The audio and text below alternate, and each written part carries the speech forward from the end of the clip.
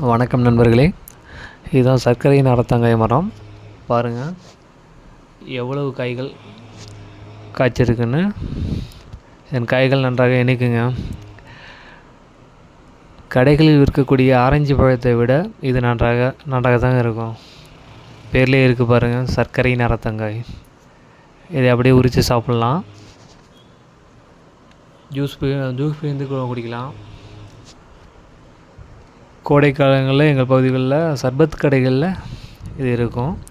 உடலுக்கு குளிர்ச்சியை தரக்கூடியது. பாருங்கள் எப்படி இருக்குன்னு.